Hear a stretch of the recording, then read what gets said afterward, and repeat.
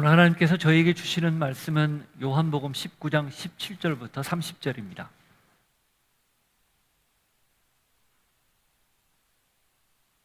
같이 읽겠습니다.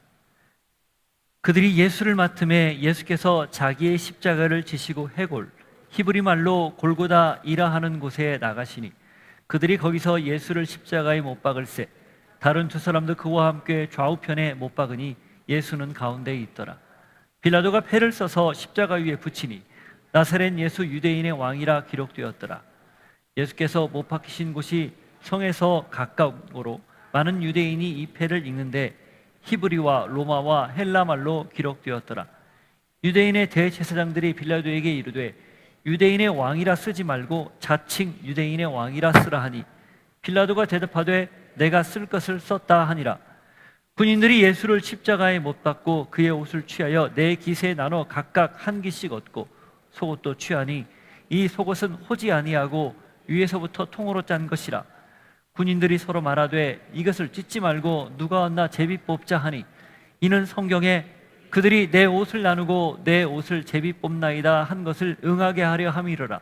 군인들은 이런 일을 하고 예수의 십자가 곁에는 그 어머니와 이모와 글로바의 아내 마리아와 막달라 마리아가 섰는지라.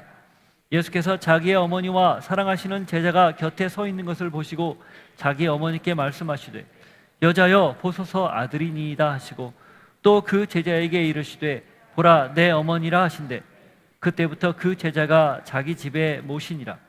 그 후에 예수께서 모든 일이 이미 다 이루어진 줄 아시고 성경을 응하게 하려 하사 이르시되 내가 목마르다 하시니 거기 신 포도주가 가득히 담긴 그릇이 있는지라. 사람들이 신 포도주를 적신 해면을 우솔초에 메어 예수의 입에 대니 예수께서 신 포도주를 받으신 후에 이르시되 다 이루었다 하시고 머리를 숙이니 영혼이 떠나가시니라. 우리를 구원하기 위해서 처음부터 작정하고 이 땅에 오신 아들 예수 그리스도, 그 목적대로 사시다가 그 목적대로 십자가에 달리셨습니다.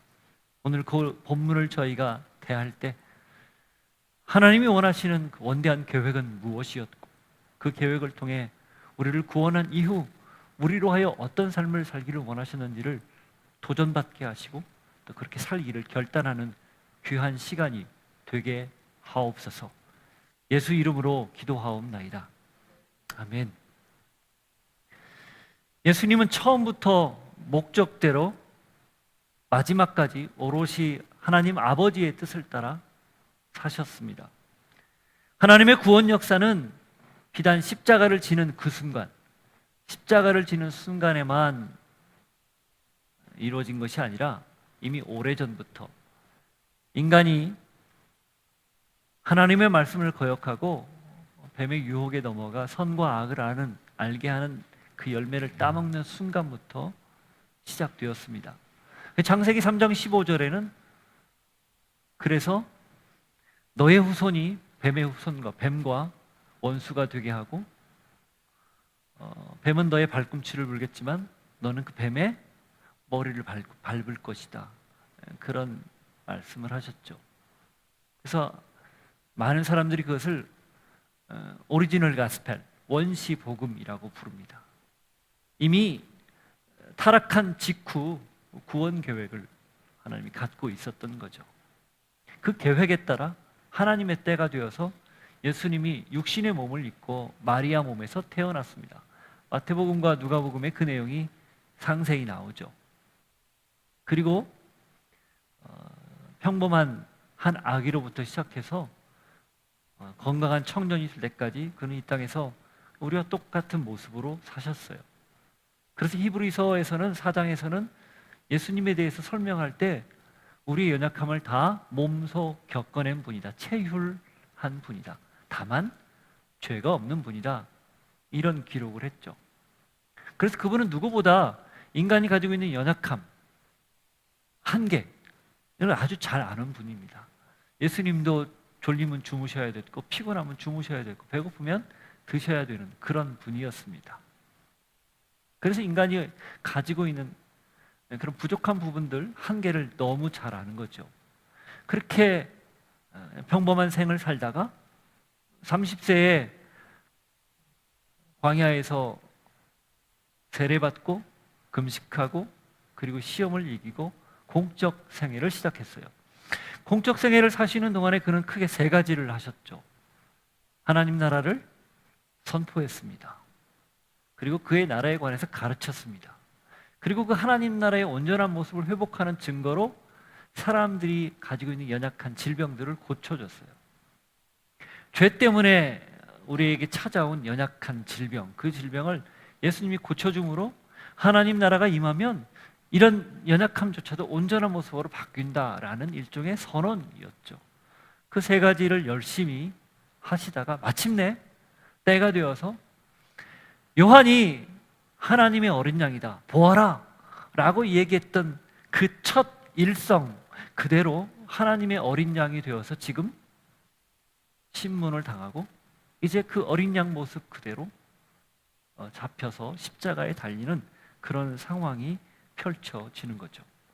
주목할 것은 예수님이 이 길을, 하늘 보좌를 버리고 한낱 인간의 몸에 스스로를 가두고 그렇게 이 땅에 성육신 할 때부터 그대로 순종했다는 사실입니다.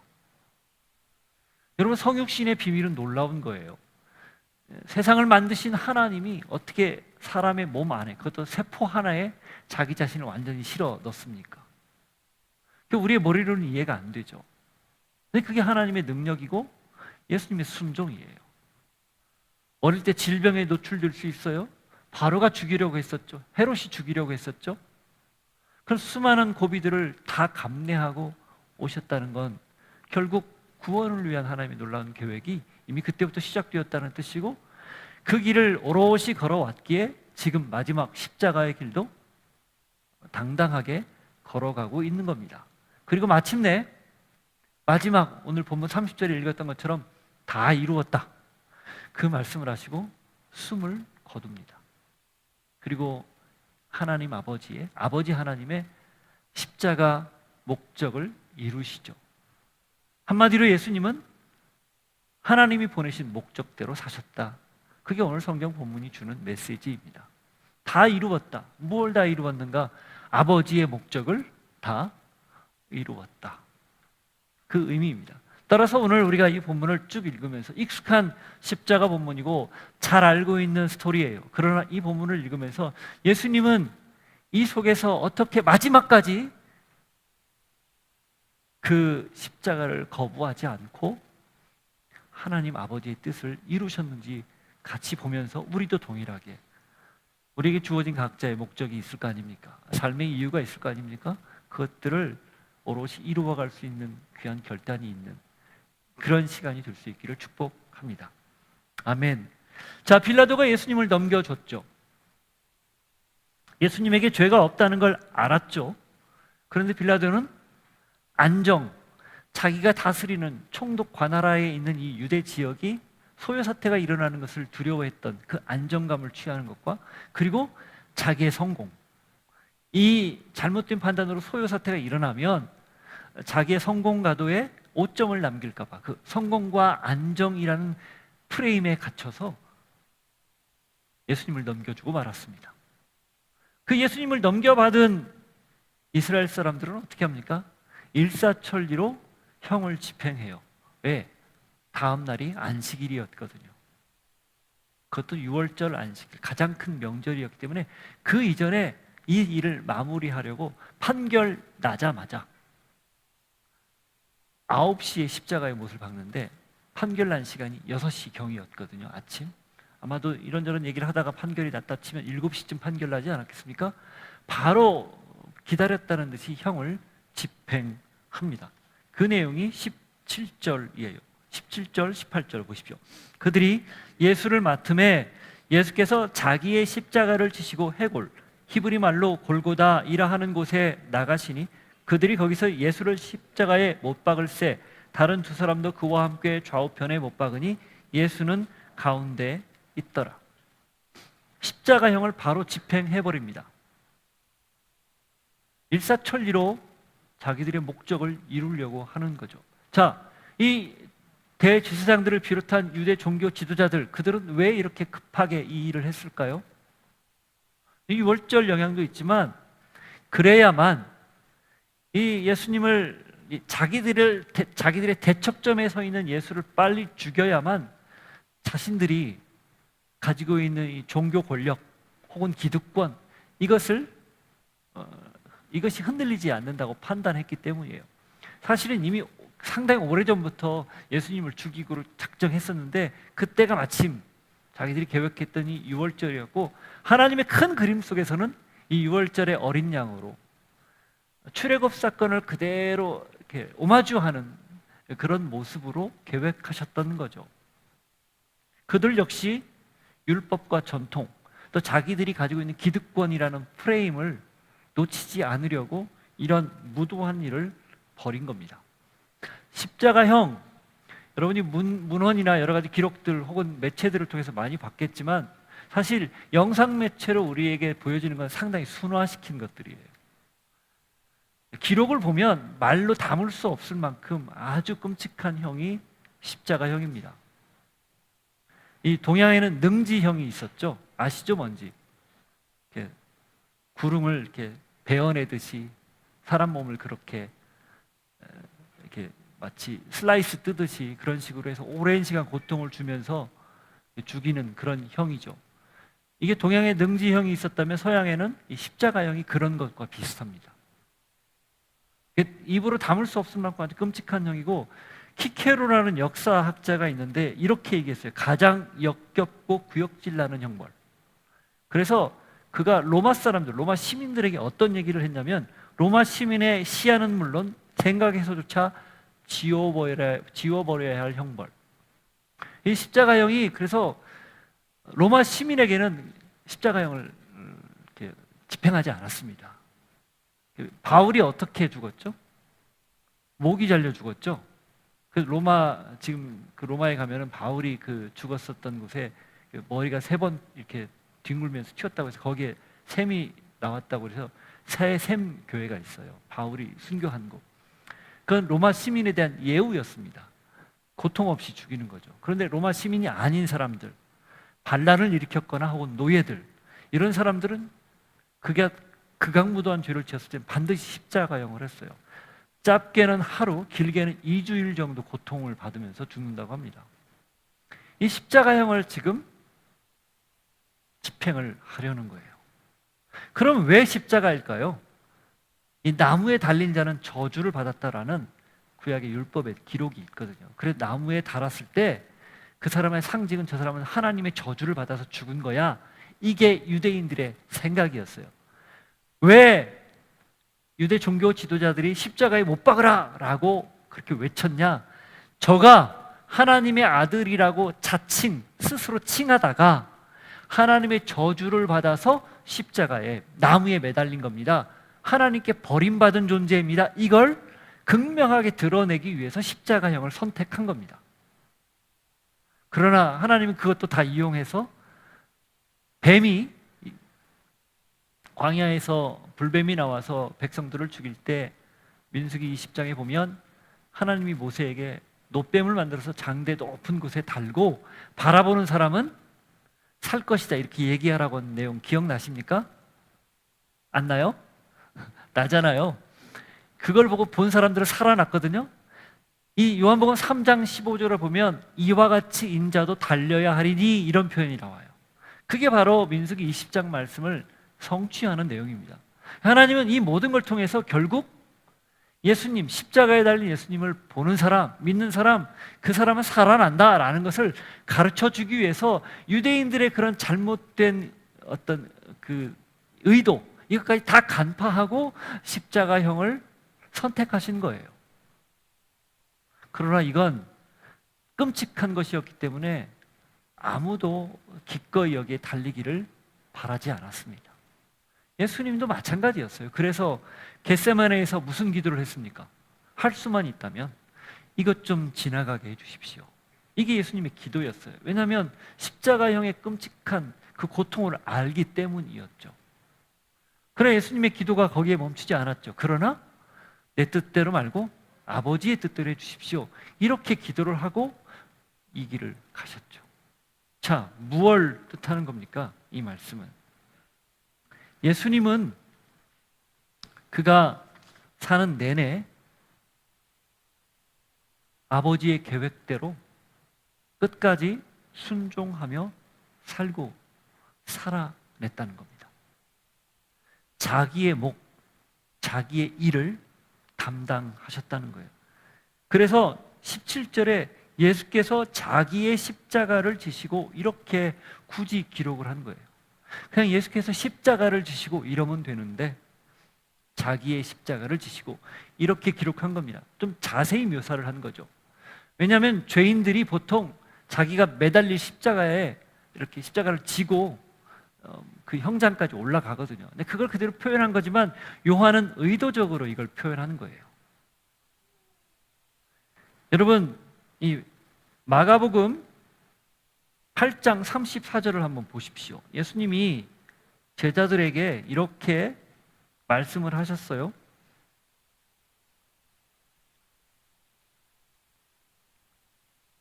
그 바로 직전에 예수님이 이제 예루살렘에 올라가면 장로들과 대제사장들에게 잡혀서 십자가에 죽고 3일 만에 살아날 것이다, 이 이야기를 하니까 그 말을 듣고 베드로가 무슨 말이에요? 그러면 안 되죠 라고 한 내용이 바로 33절이에요. 그때 그 말을 듣고 그렇게 이야기한 후에 예수님이 하신 말씀이에요. 34절, 무리와 제자들을 불러 이르시되 누구든지 나를 따라오려거든 자기를 부인하고 자기 십자가를 지고 나를 따를 것이니라. 자기 십자가를 지고 나를 따라야 한다, 이렇게 가르쳤거든요. 그리고 목숨을 버리는 자는 잃을 것이고, 아니, 버리는 자는 얻을 것이고 목숨을 구하는 자는 잃을 것이다, 그 말씀도 연이어하셨죠. 이게 십자가를 염두에 둔, 그리고 자신의 생애를 염두에 둔 가르침이었습니다. 지금 예수님은 어떻게 하고 있는 거예요? 가르친 대로, 평소에 말씀한 대로, 제자들에게 주지시킨 대로 지금 하고 있는 거예요. 자기의 십자가를 지고 아버지 하나님이 원하시는 그 목적을 따라서 일절 다른 길을 찾지 않고 그 길을 지금 가고 있는 것이죠.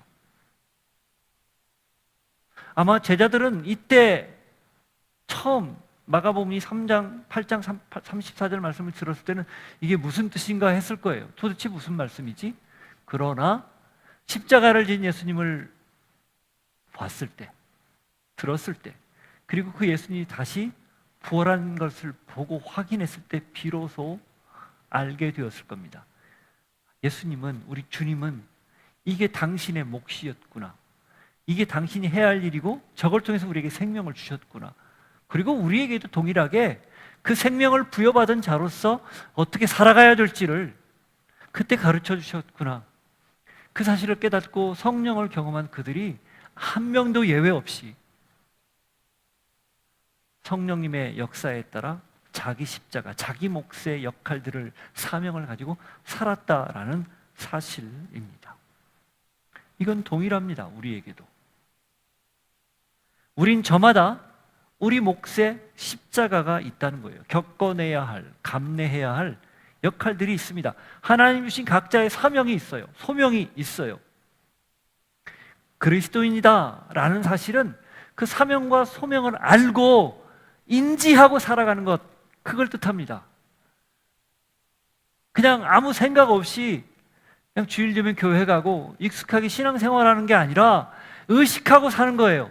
내가 왜 예수님을 믿게 되었는지, 내가 왜 말씀을 읽고 꿈을 부여받고 그 부여받은 꿈을 가지고 이 땅에서 살아가는지를 늘 인식하고 사는 거예요. 그걸 다른 말로 목적대로, 또 목적이 이끄는 삶이라고 하는 거죠. 그게 어긋나면, 아니면 그게 완화되면, 그걸 잃어버리면, 그걸 어느 순간 놓치면 우리는 그냥 무늬만 그리스도인으로 사는 거예요. 진정한 그리스도인이 아닐 수 있다라는 거죠. 이건 심각한 도전이에요. 예수님은 죽음을 앞두고, 십자가를 앞두고도 한치 오차 없이 하나님이 보내신 뜻을 순종했다면, 예수님께서, 그리고 그의 제자들이 동일하게 그렇게 살아냈다면 오늘 우리도 그 도전 앞에 있는 거죠. 이 십자가는 우리를 구원하신 하나님의 놀라운 구원 계획이기도 하지만 그 십자가 이면에 투영되어 있는 하나님의 목적, 하나님의 뜻, 그걸 보는 것, 이게 신앙이라는 겁니다. 예수님이 오신 성탄절을 기념하는 그런 시즌을 저희가 지금 보내고 있습니다. 여기 트리가 있듯이. 그리고 오늘 본문이 예수님께서 십자가에서 달려 돌아가시는 내용이에요. 절묘하게 맞고 있죠. 왜 오셨고 왜 돌아가셨는지 그걸 우리가 안다면 우리 역시 왜 구원받았고 왜 살아가야 되는지에 대해서 깊이 고민하는 때, 그게 바로 지금이라고 믿습니다. 여러분이 이 자리에 와서 이 말씀을 듣는 건 바로 그때로 확인하고 다시 그걸 기억하라는 하나님의 뜻이라고 저는 믿습니다. 그러니 잃지 않고 놓치지 않고 망각하지 않고 살아갈 수 있으시기를 바랍니다. 자, 십자가에 달렸습니다. 좌우에 두 강도가 달렸죠. 빌라도는 사형 집행 책임자였기 때문에 히브리 말, 로마 말, 그리스 말로 죄패를 붙였어요. 뭐라고 붙였죠? 나사렛 예수 유대인의 왕이라고 붙였습니다. 19절, 20절 한번 보십시오. 빌라도가 패를 써서 십자가 위에 붙이니 나사렛 예수 유대인의 왕이라 기록되었더라. 예수께서 못 박히신 곳이 성에서 가까운 고로 많은 유대인이 이 패를 읽는데 히브리와 로마와 헬라 말로 기록되었더라. 그때 당시 통용되는 언어는 헬라어였습니다. 코이네라고 하는 모든 사람이 가장 읽기 쉽고 이해하기 쉬운 아주 평범한 언어였어요. 공식적인 문서는 대부분 로마 말로 기록해서 로마 말로 전부 하달하고 받고 그랬습니다. 그리고 이 유대 사회에서 쓰는 말은 히브리어, 아람어입니다. 그러니 지금 6월절을 맞이해서 디아스포라, 지중해 연안에 흩어져 사는 히브리 사람들, 유대인들이 지금 다 모여들었거든요. 그들이 태어난 곳이 유대 땅이 아닌 사람들은 태어난 곳의 말을 자연스럽게 하겠죠. 그게 헬라어 혹은 로마어예요. 그리고 그 자리에 있는 사람들은 아람어를 보겠죠. 그 세 가지 말로 나사렛 예수, 그의 출신지입니다. 예수인데 어디 예수인가? 나사렛. 그리고 뭐라고 썼냐면 유대인의 왕이라고 썼습니다. 누구나 다 보고 읽을 수 있는 거죠. 죄패가 붙었는데 거기에 이 사람이 누군지 딱 써놓은 거예요. 이 빌라도가 왜 이렇게 유대인의 왕이라는 말을 굳이 썼을까요? 이게 예수님을 죽인 죄목이기 때문에 그래요. 빌라도 입장에서는 반역죄, 반란죄, 반란의 수괴는 십자가형을 집행할 수 있었거든요. 어쩔 수 없이 한 거예요. 죄가 없다는 걸 알았지만 사실 빌라도는 면피하기 위해서 죄패를 쓴 겁니다. 그런데 이걸 본 사람들, 불편한 사람들이 있었죠. 누굽니까? 종교 지도자들이에요. 그래서 그들이 뭐라고 요구하죠?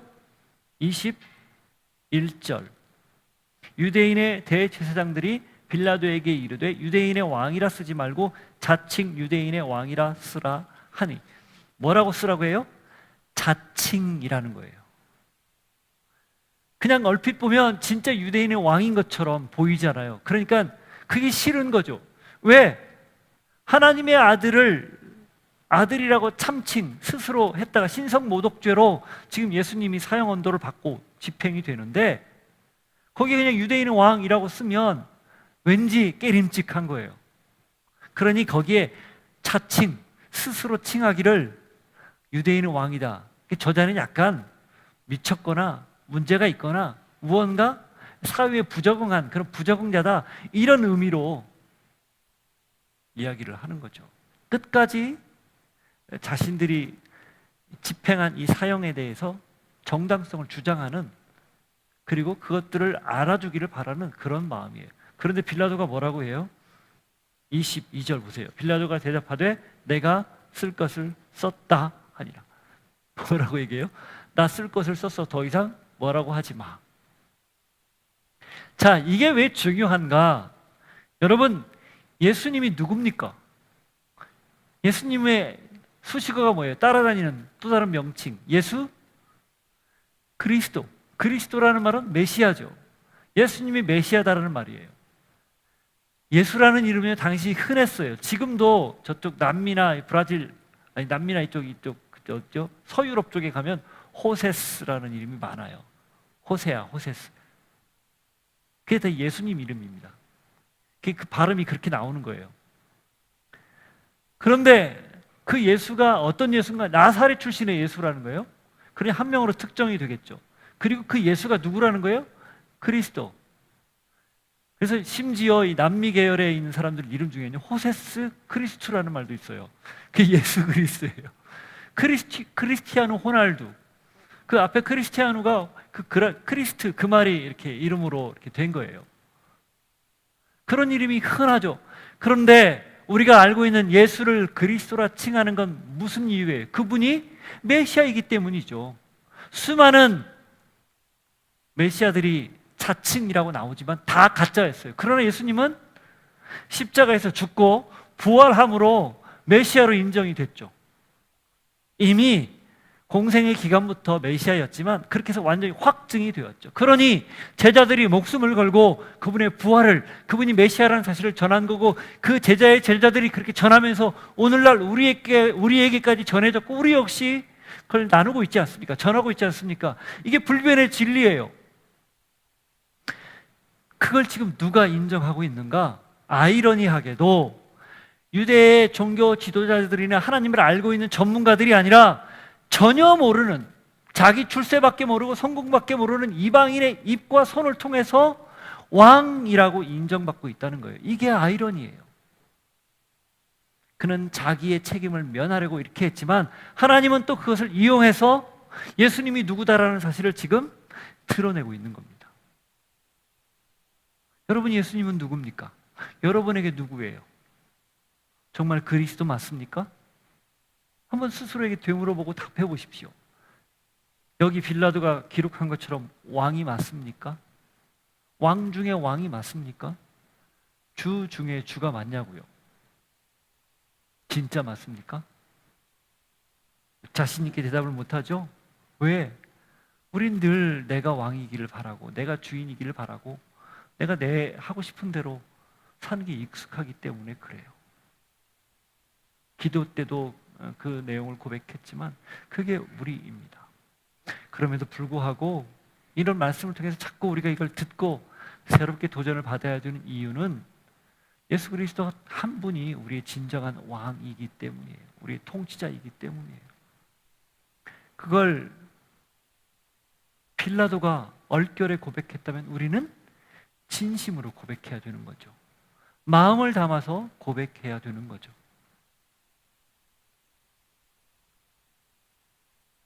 이분 왕이라고 늘 고백하면서 행동으로는 전혀 왕으로 인정하지 않는 건 가짜입니다. 우리의 삶으로, 행동으로 주권을 내어드리고 하나님이 나를 붙들 수 있도록, 나를 끝까지 주장할 수 있도록 내어 맡기는 것, 그것이 예수님, 우리의 왕입니다. 예수님만이 진정한 왕이라는 사실이에요. 십자가에서 무참히 죽은, 그러나 어떻게 보면 가장 무능한 것처럼 보이나 그러나 가장 유능한 왕. 십자가 말고 다른 방법으로도 우리를 구원할 수 있지만 기꺼이 십자가를 지신 왕, 그 왕을 우리가 겸손히 섬길 때, 따를 때 비로소 우리는 그리스도인 다움을 잃지 않고 삶에서 녹여내며 살 수 있는 것입니다. 예수님이 누구입니까? 여러분에게 어떤 존재입니까? 진중하게, 신중하게 무게를 두고 답해 보시고, 만일 그걸 온전하게 답을 했다면 그 답한 대로 살 수 있는 여러분들이 되기를 바랍니다. 자, 그렇게 해서 쓸 걸 썼다 이야기한 직후 일련의 사건들이 벌어지는데, 사소해 보이는 사건들인데 하나님은 여기에서도 당신의 뜻을 펼쳐 보입니다. 23절, 4절입니다. 군인들이 예수를 십자가에 못 박고 그의 옷을 취하여 네 기세에 나눠 각각 한 기씩 얻고 속옷도 취하니 이 속옷은 호지 아니하고 위에서부터 통으로 짠 것이라. 군인들이 서로 말하되 이것을 찢지 말고 누가 얻나 제비 뽑자 하니 이는 성경에 그들이 내 옷을 나누고 내 옷을 제비 뽑나이다 한 것을 응하게 하려 함이로라. 군인들은 이런 일을 하고 옷을 입고 있었는데 그 옷을 지금 내려서 그 옷도 이 예수님이 왕이라는 상징을 일부러 이렇게 같이 조롱하듯 자색 옷, 보라색 옷을 입혔던 거죠. 그리고 그 안에 속옷이 있었는데 속옷은 위에서부터 아래까지 호지 아니하고 이렇게 그냥 통으로 이렇게 둘러싸놓은 것이었습니다. 그래서 사실 이게 좀 특이한 점이기도 해요. 보통 십자가에 매달리는 사람은 남녀 불문하고 전부 옷을 다 벗겨서 달았다고 해요. 근데 예수님은 이렇게 그나마 옷을 입고 가고 마지막에 이제 옷을 속옷까지 다 빼앗아 가면서 결국은 예수님도 그렇게 수치를 당한 거죠. 여러 면에서 십자가형이 가장 비인간적인 형태이라는 것을 보여주는데 그 과정에 일어난 일, 이걸 요한이 기록을 하는데 그 내용이 하나님이 이미 계획한 일이고 말씀 속에 있었던 일이다라는 겁니다. 그게 뭐냐면 그들이 내 옷을 나누고 내 옷을 제비 뽑나이다. 이 내용이 시편 22편 18절에 보면은 그대로 예언이 되어 있어요. 한번 보십시오.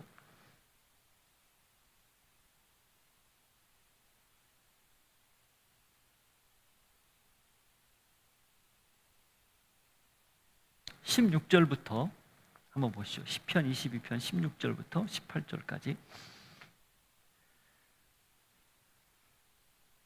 읽습니다. 개들이 나를 애워쌌으며 악한 무리가 나를 둘러 내 수족을 찔렀나이다. 내가 내 모든 뼈를 셀 수 있나이다. 그들이 나를 주목하여 보고 내 겉옷을 나누며 속옷을 제비 뽑나이다.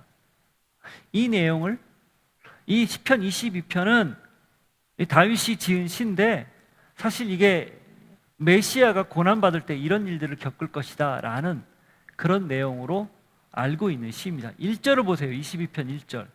내 하나님이여 내 하나님이여 어찌 나를 버리셨나이까? 어찌 나를 멀리하여 돕지 아니하시오며 내 신음소리를 듣지 아니하시나이까? 내 하나님이여 내 하나님이여 어찌 나를 버리셨나이까? 이게 무슨 말인지 아시죠? 나의 하나님 나의 하나님 기억 안 나세요? 엘리 엘리 라마 사박단 왜 나를 버리십니까? 이 내용이에요. 마태와 마가가 이걸 인용했죠. 그리고 누가는 이제 다른 내용을 이야기하고 요한은 이 십자가에서 있었던 이 일을 이 22편 말씀을 가지고 제비 뽑고 나누는 이 일을 그리고 옷을 찢어 나눠 가지는 이 일을 하나님께서 이 자가 이 사람이 이 아들이 바로 메시아라는 사실을 보여주는 거로 이렇게 해석을 하고 설명을 하는 겁니다. 또 있습니다.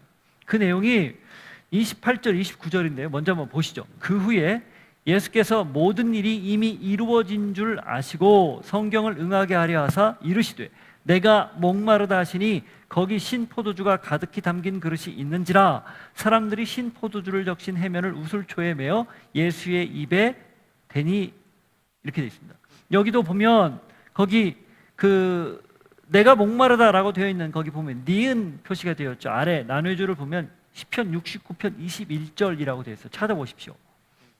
이것도 메시아 예언과 관련된 내용입니다.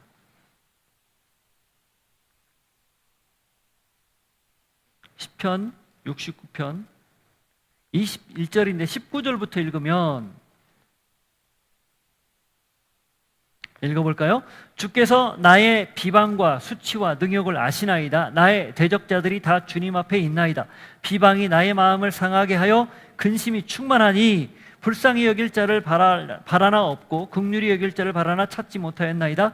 그들이 쓸개를 나의 음식물로 주며 목마를 때에 초를 마시게 하였사오며. 마찬가지로 이 내용이 메시아와 관련된 구절인데 이게 그대로 이루어졌다는 거예요. 근데 요한은 이걸 하나하나 기록하면서 지금 십자가에 달린 이분이 하나님의 아들, 우리의 구원자 메시아라는 사실을 밝히고 있는 거죠. 우연같이 일어나는 해프닝도 하나님의 섭리 아래에서 그게 바로 우리를 구원하시는 하나님의 원대한 계획 속에 있다라는 사실을 알고 있으라, 그런 의미입니다.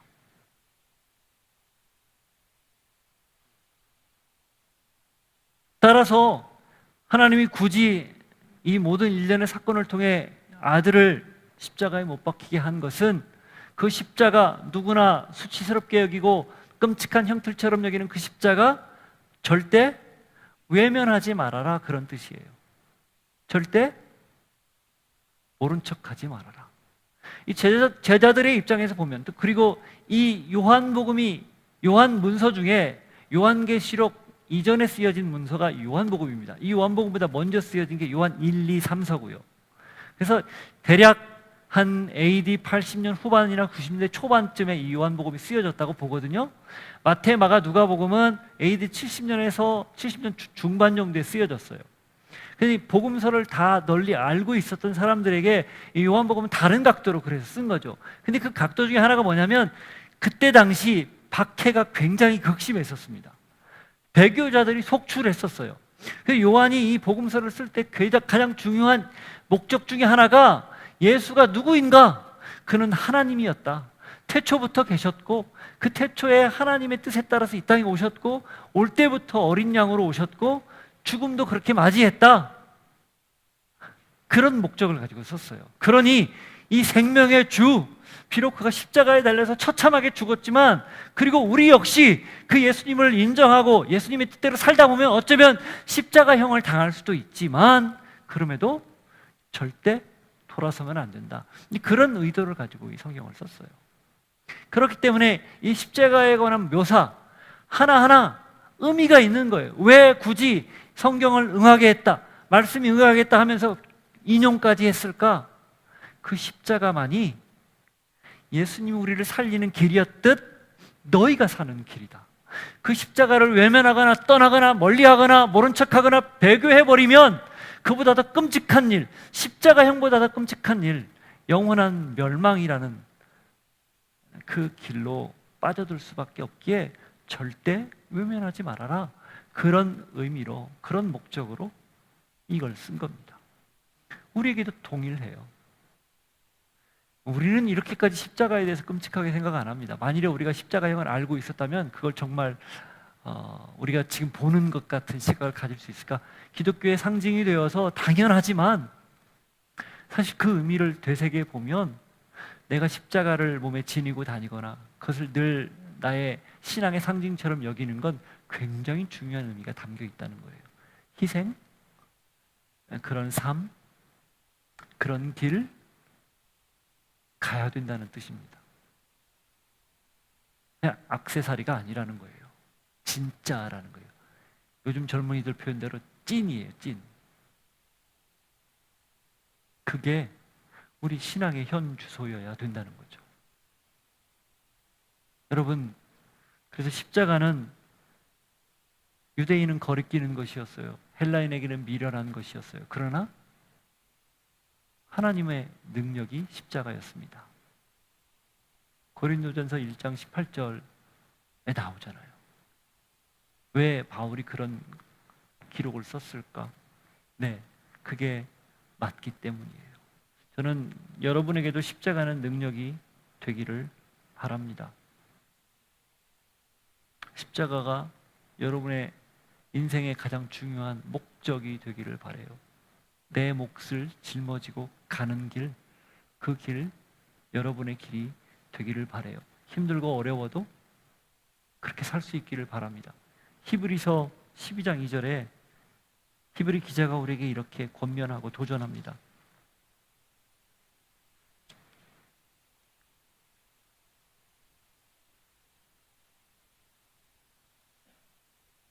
(1절부터) 보시죠. 이러므로 우리에게 구름같이 둘러싼 허다한 증인들이 있으니 모든 무거운 것과 얽매이기 쉬운 죄를 벗어버리고 인내로서 우리 앞에 당한 경주를 하며 믿음의 주요 또 온전하게 하시는 이인 예수를 바라보자. 그는 그 앞에 있는 기쁨을 위하여 십자가를 참으사 부끄러움을 개의치 아니하시더니 하나님 보좌 우편에 앉으셨느니라. 그래서 십자가 없이 영광 없다. 그 말이 나오는 겁니다. 십자가 없이 부활이 없다. 그 말도 맞죠. 맞는 거고요. 우리에게도 마찬가지예요. 우리는 십자가를 거치지 않고 영광을, 부활을 꿈꿔요. 아닙니다. 우리 각자에게 맡겨진 십자가, 그 일 외면하지 않고 걸어갈 수 있는 여러분 모두가 되기를 바랍니다. 자, 예수님이 그렇게만 십자가에서 그 일만 겪은 게 아니에요. 이제부터 십자가에서 중요한 말씀들을 나누는데, 그게 첫 번째는 어머니 마리아를 맡기는 거였습니다. 25절, 26절, 27절 예수의 십자가 곁에는 그 어머니와 이모와 글로바의 아내 마리아와 막달라 마리아가 섰는지라. 예수께서 자기의 어머니와 사랑하시는 제자가 곁에 서 있는 것을 보시고 자기 어머니께 말씀하시되 여자여 보소서 아들이니이다 하시고, 또 그 제자에게 이르시되 보라 내 어머니니라 하신데, 그때부터 그 제자가 자기 집에 오시니라. 십자가 곁에 제자 중에는 요한이 유일하게 남아 있었습니다.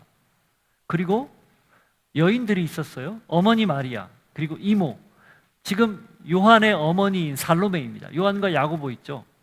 우르의 아들, 번개의 아들, 그 살로메가 있고, 그 다음 옆에 또 누가 있다고 나왔죠? 글로바의 아내 마리아, 그리고 막달라 마리아. 3명의 마리아와 1명의 살로메가 있어요. 어머니, 네 여인들이 있는데, 거기에서 십자가 위에서 예수님이 아래를 바라보면서 어머니에게 요한을 아들이라고 소개하는 내용이에요. 정확하게는 이모죠. 이모가 자기 사촌 뭐라고 하죠? 그 어떻게 되죠? 그게 하여튼 아들이라고 이렇게 매칭해 주는 거예요. 그리고 요한에게는 어머니를 부탁한다, 이렇게 얘기한 거죠. 여기 여자여라고 하는 말에 상당히 불쾌할 수 있는데, 이때 당시 굉장히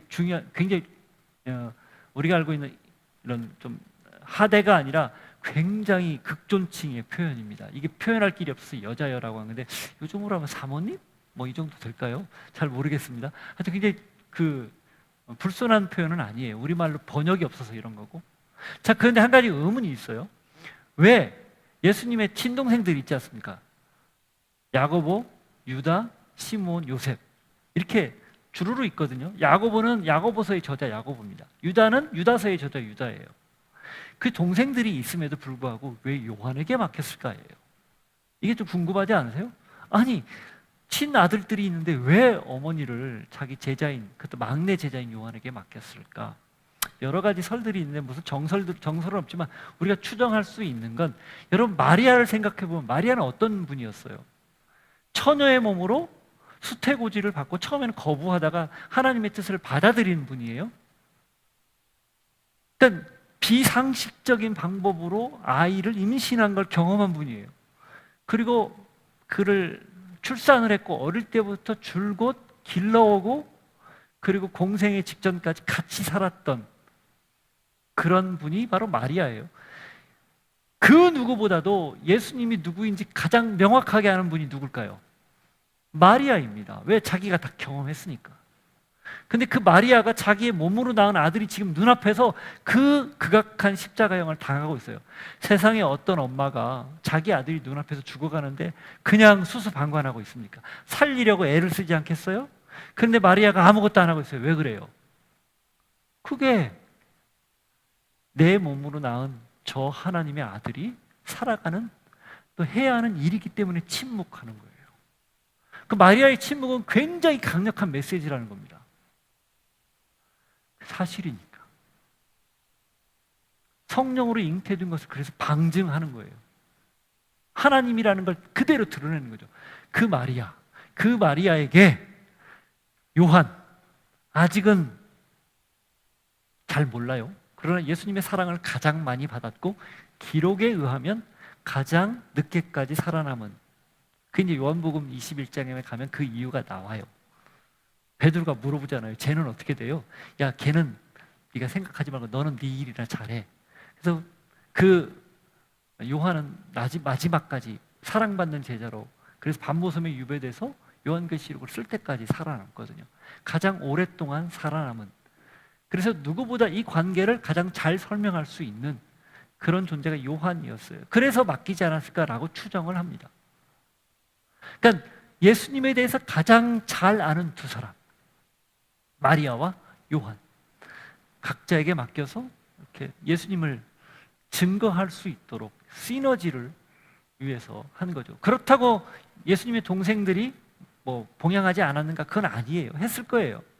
그럼에도 불구하고 영적인 어머니로 마리아를 섬겨서 할 수 있도록 그렇게 한 거라고 봅니다. 여기서 우리가 한 가지 메시지를 알 수 있는데, 자, 예수님이 떠나가면서 이 십자가라는 대의를 위해 작은 걸 사실은 희생한 듯 보이죠. 가족 관계도 희생하고 어머니와의 관계도 희생하고, 그러나 이 언급을 통해서 그렇지 않다라는 것을 보여주는 거예요. 가족 간의 관계도, 인간 간의 관계도 필요하고 소중하다, 이걸 지금 알려주고 있는 겁니다. 우리가 큰 일을 한다고 작은 일을 희생하는 걸 쉽게 생각하는 경향이 있어요. 저도 많이 그랬어요. 지금도 그런 경향이 있고, 이 말씀을 읽다가 아차 싶었습니다. 아, 우리에게는 작은 소중한 관계들, 그 크고 작고도 우리의 기준이지 하나님 눈엔 다 똑같은 거 아니겠습니까? 다 소중하구나. 그러니 무언가 위대한 일을 한다고 작은 걸 희생해야 된다, 이런 얘기 함부로 하면 안 되겠구나, 그런 생각을 했어요. 그래서 사실은 피곤하죠. 이것도 잘해야 되고 이것도 잘해야 되고. 그러나 내게 능력 주시는 하나님의 은혜 안에서 해보는 거죠. 예수님이 그걸 마지막에 보여주고 이제 30절에 이렇게 말씀하십니다. 30절, 예수께서 신포도주를 받으신 후에 이르시되 다 이루었다 하시고 머리를 숙이니 영혼이 떠나가시니라. 이 신포도주를 마신, 그 아까 시편 69편의 인용이라고, 그의 응답이라고 말씀드렸죠. 이 다 이루었다 이렇게 말씀을 하시고 영혼이 떠나갑니다. 요한복음에 이 예수님께서 십자가에서 말씀하신 게 세 가지가 나와요. 어머니 보십시오 아들입니다. 보라 네 어머니이다. 이게 첫 번째. 그리고 두 번째는 내가 목마르다. 세 번째는 다 이루었다. 예수님께서 십자가상에서 7마디를 하시는데 그 중에 한 마디는 마태와 마가복음에 나옵니다. 엘리 엘리 라마 사박다니. 그리고 나머지 셋은 누가복음에 나와요. 그 7마디 중에 3마디가 여기 나오는데 그 중에 맨 마지막 말씀이 다 이루었다. 그리고 이제 상황적으로는 아버지의 내용은 아버지는 의탁하나이다. 이 누가복음에 나오거든요. 그게 맨 마지막 말이라고 저희들이 예상을 하죠. 근데 이 다 이루었다는 말은 이 요한복음에 나오는데 이게 굉장히 중요한 뜻이에요. 이게 무슨 뜻이냐면 당시 사회에서 통용되는 말을 쓴 겁니다. 텔레스타이. 이게 무슨 뜻이냐면 내가 값을 다 치렀다, 그 뜻입니다. It is paid. It is finished. 그런 뜻이에요. 다 값을 치르고 끝냈다, 그 말이에요. 마쳤다. 이게 무슨 뜻이에요? 예수님이 십자가에서 죽은 이유를 알려주는 겁니다. 무엇을 다 이루었다는 거예요? 죄값을 다 치렀다는 겁니다. 누구의 죄값? 아담부터 시작해서 앞으로 올 모든 인류의 온 세상의 죄를 다 내가 치렀다, 이 얘기예요. 그래서 히브리서는 이 예수님의 십자가의 죽음을 모두를 위한 단 한 번의 완전한 제사, 이렇게 설명을 합니다. 모두를 위한, 전부를 위한 단 한 번의 완벽한 제사. 그게 다 치렀다라는 말 속에 녹아있는 뜻이에요. 그래서 우리가 더는 그리스도 예수 안에서 정죄를 당하지 않는 거예요. 죄 짓죠. 여전히 죄인이죠. 그러나 십자가의 능력으로 그게 다 덮어졌기 때문에 십자가를 인정하고 믿는 순간 그 죄와 상관없이 살게 되는 거예요. 굳이 왜 이 말씀을 하셨을까? 들으라는 겁니다. 알고 있으라는 거예요. 잊지 말라는 거예요. 놓치지 말라는 거예요. 여러분, 끊임없이 우리는 연약하기 때문에 계속해서 우리 뜻대로 내 마음대로 살면서 하나님께 반하는 길을 가요. 그럴 때마다 내 양심이 나를 계속 자극하죠. 그리고 어떤 마음을 줍니까? 불편한 마음들을 줘요. 정죄감을 줘요. 그러나 오늘 예수님이 이 선언을 통해서 우리에게 분명하게 도전했습니다. 다 이루었다. 그러니 믿고 십자가로 다시 돌아와라. 죽음은 끝났다. 이제 생명이 주어진다. 더 이상 죽음으로 치달을 필요 없다. 죽으나 다시 살 것이다. 그걸 잊지 말아라. 그렇게 목적대로 사시고 목적대로 이루고 돌아가셨어요. 이게 오늘 말씀입니다. 다 이뤘다 하고 숨지다. 그러나 이것이 끝이 아니라는 걸 우리는 알고 있죠. 우리 역시 마찬가지입니다. 오늘 말씀을 통해서 우리에게 도전해 주시는 것은 우리 또한 하나님 주신 목적대로 십자가를 부여잡고 그렇게 나를 살리신 은혜에 감격하여 누군가에게 십자가를 드러내고 전하고 십자가로 안내할 수 있는 삶이라면 그것이야말로 우리에게 주어진 가장 고귀하고 가장 아름답고 가장 목적에 맞는 삶이라는 것 꼭 잊지 않고 그런 삶을 살 수 있는 여러분 모두가 될 수 있기를 축복합니다. 같이 기도하겠습니다. 하나님, 우리도 주님이 걸어가신 그 십자가의 길 당당히 걸어가게 하시고 힘들 때마다 성령께서 도와주시는 능력으로 걸어갈 수 있게 하여 주옵소서. 한번 기도하겠습니다. 하나님 아버지, 오늘 우리에게 이 귀한 말씀을 통해서 우리가 걸어가야 할 길, 가야 할 곳이 주님의 목적, 주님의 뜻대로임을 알게 되었습니다. 그 길 당당하게 우리도 걸어가게 하시고 십자가의 길, 그 길을 당당히 따라갈 수 있는 믿음의 사람들, 하나님의 사람들 우리 모두가 되게 하여 주옵소서. 그리하여 하나님께서 우리에게 주신 귀한 생을 허투루 살지 않고 내 마음대로 살지 않고 주님의 뜻대로 살아가는 믿음의 사람들 우리들 모두가 되게 하여 주옵소서. 예, 주님, 십자가의 길을 오롯이 걸어가셨듯 그리고 목적대로 다 이루었다 말씀하시고 주님께서 이 땅에 오신 목적을 그대로 이루셨듯 우리도 그렇게 살게 하여 주옵소서. 예수 이름으로 기도하옵나이다. 자리에서 일어서 같이 고백합니다. 하나님의 사랑이 영원히 함께하리. 십자가의 길을 걷는 자에게 순교자의 삶을 사는 이에게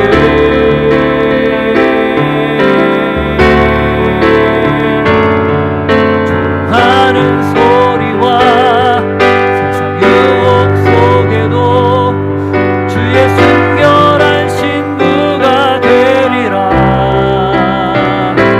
내 생명 주님께,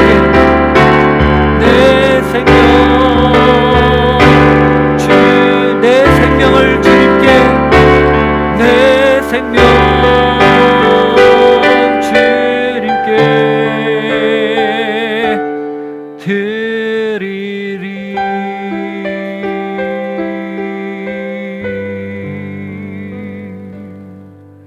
너무나 익숙한 십자가였습니다. 그러나 그 십자가의 길이 쉽지 않다는 걸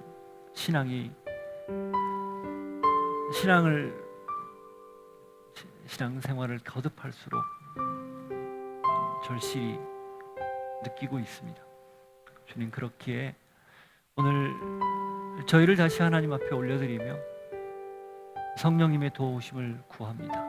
우리도 이 십자가의 길을 걸어갈 수 있는 믿음의 사람들 되게 하옵소서.